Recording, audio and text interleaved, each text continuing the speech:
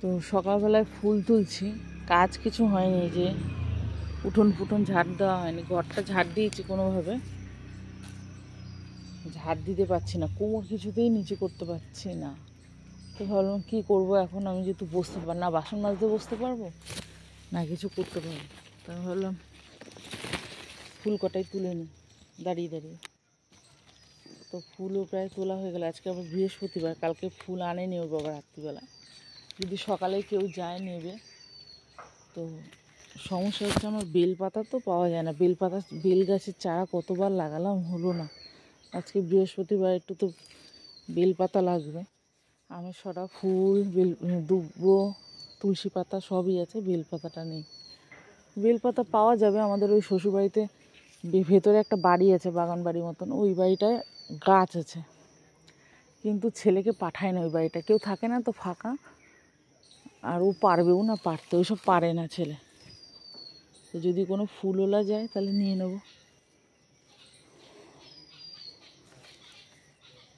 তো কটা ফুল তুলে নিলাম। তো শুভ সকাল বন্ধুরা, সবাই কেমন আছেন? নিশ্চয়ই ভালোই আছেন আশা করছি। তো কি বলবো আর কি, কোমরে ব্যথার চোটে সব কথা লণ্ডভণ্ড হয়ে যাচ্ছে। গরম খুব, কারেন্ট চলে গেছে কখন ভোরবেলা, তার মধ্যে মেয়ের বাবা ঘুমাচ্ছে। আমি উঠে কতক্ষণ এমনি বসলাম, ওই বাইরে চৌকিটা বের করে দিলাম না, ওর মধ্যে বসলাম, বসে ভাবছি কি করব, কাজ তো শুরু করতে হবে, কাজ না করলে তো হবে না, করতে আর পারছি না। কালকে যে ব্যাংকে যাওয়া হয়নি, আজকে একটু ইচ্ছে আছে যাওয়ার, দেখি যেতে পারি কিনা কি আজকে যেতেই হবে। সকাল সকাল যাব, বাসি কাজটা সেরে টিফিনের ব্যবস্থা করে দিয়ে দেখি।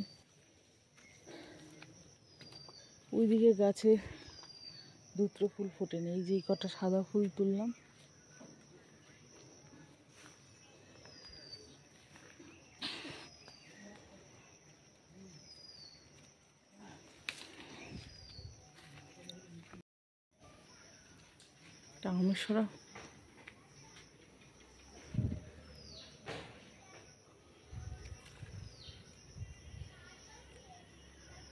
টামেশ্বরা পেয়ে রাখি, এইটাই পারি, ওই যেগুলো বড়।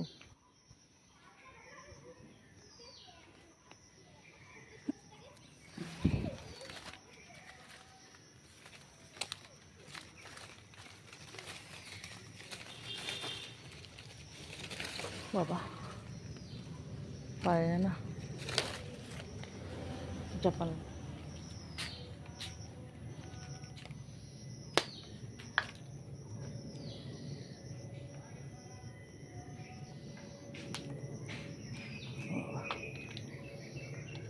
বড়টা ভাঙতে গেলাম, এক হাত দিয়ে ভেঙে গেল ছোটটা।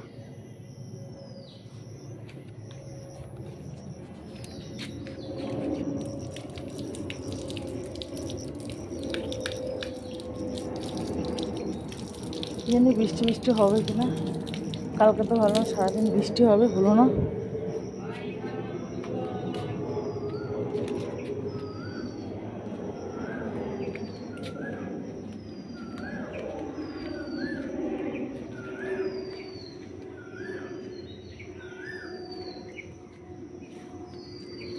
কোকিল ডাকছে।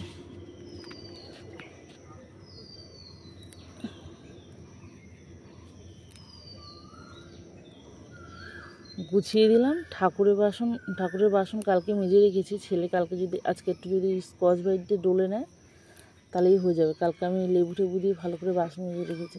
তেঁতুল ছিল না, ওই মানে পাতি লেবু এনেছিলাম বাড়ির থেকে, তো ওই লেবু ছিল,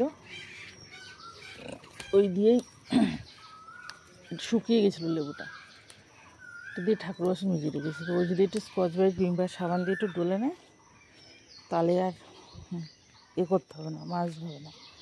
তো আমি তো থাকবো না, যদি ব্যাংকে যাই, ওই জন্য আমি কালকেই গুছিয়ে রেখেছিলাম, পিছল সব মেজে রেখেছি যাতে ওর অসুবিধা না হয়।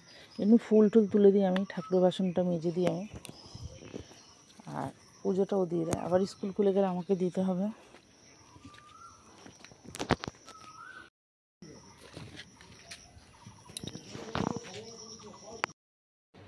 বন্ধুরা বাসি কাজ সারা হয়ে গেছে, এই যে বাসন কুসন সব মেজে নিয়েছি। এখন চলে এসেছি রান্না করতে, কেন ব্যাংকে যাব একটু, কালকে তো যাব বলে যাওয়া হলো না।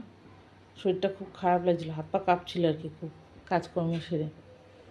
তা এই সবজি টবজি কেটে নিয়েছি, আজকে নিরামিষ আলু পটলের তরকারি করবো, কাঁকরোল ভাজবো, আর কিছু গোছানো হয়নি। মাছ মাংস খেতে ইচ্ছে করছে না। আর সকালে জল খাবার হচ্ছে ঘুগনি, এটাও নিরামিষই করেছি, কালকে রাত্রে করেছি, দেখানো হয়নি। আর ঘুগনি আর মুড়ি, এটা খেয়ে তরকারিটা করে রেখে দেখি বেরাবো, কটা বাজে সেই বুঝে। কেন ওখান থেকে ব্যাংকে না ওই অত লাইন দিয়ে দাঁড়িয়ে থেকে রৌদ্রের মধ্যে এসে আর রান্না করতে ইচ্ছা করবে না।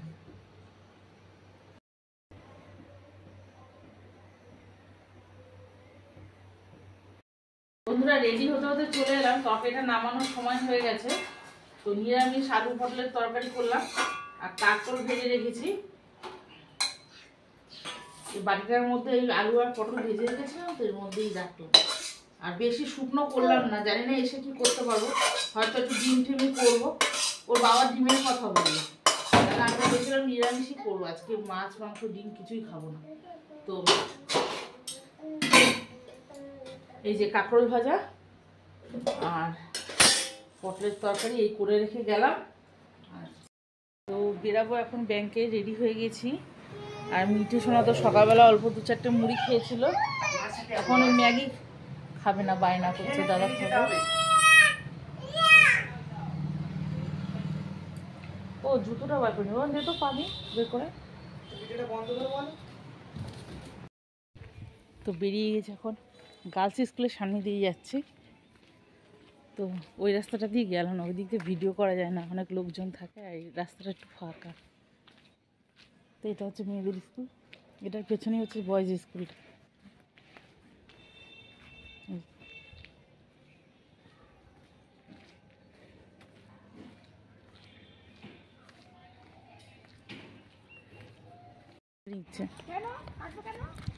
কি করে ভেতর দিয়ে? ওই একটা দিদির সাথে দেখা হলো, চলে যাচ্ছি একসঙ্গে, একা একা যাব।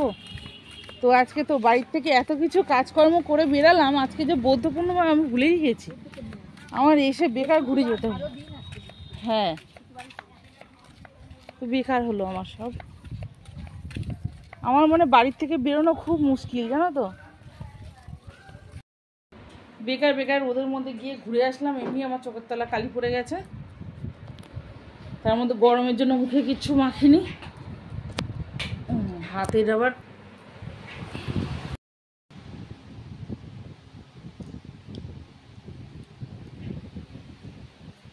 বেকার বেকার ঘুরে আসলাম, কাজ কিচ্ছু হলো না, ব্যাংক বন্ধ। কালকের থেকে কাজ গোছাচ্ছি, কালকে থেকে কেউ একবার বললো না যে আজকে বৌদ্ধ পূর্ণিমা, আমি হয়েছে পরশু দিনকে, শুক্রবার দিন।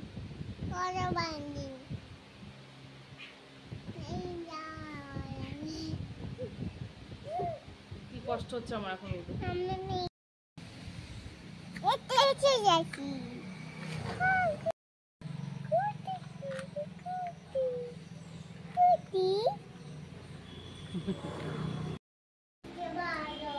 ওম নমঃ শিবায়। তো চাটা তো খাওয়া হয়ে গেছে বন্ধুরা, এখন ভাত বসিয়ে দিলাম, ভাত রয়েছে, ওর বাবা বেশি ভাত খায়নি দুপুরবেলা, তো অনেকটাই ভাত আছে, ভাতে জল দিয়ে রেখে দিয়েছি। আর এখন করবো একটু অল্প করে 1 কোটো চালের ভাত বসিয়েছি ডেচকির মধ্যে, হাঁড়িতে যেহেতু ভাত আছে জল দেওয়া রয়েছে, ওটাতে বসলাম না, আরও হাঁড়ি আছে ছোটোখাটো, কে বসায়, এর মধ্যে বসিয়ে দিলাম। কি সোনামা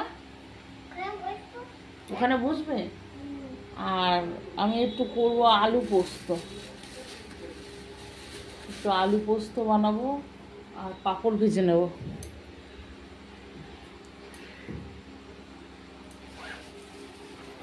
কতগুলো আলু নেব?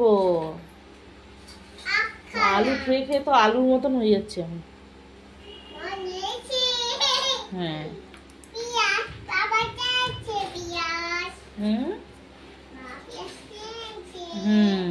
এগুলো কেটে নিই, পাঁপড় ভাজবো আর আলু পোস্ত করবো। কি হচ্ছে? চুপ করছে না, এই ছবিটা কিরকম ভিডিওটা হঠাৎ করে ঘোলা হয়ে গিয়ে ময় ময় করছে।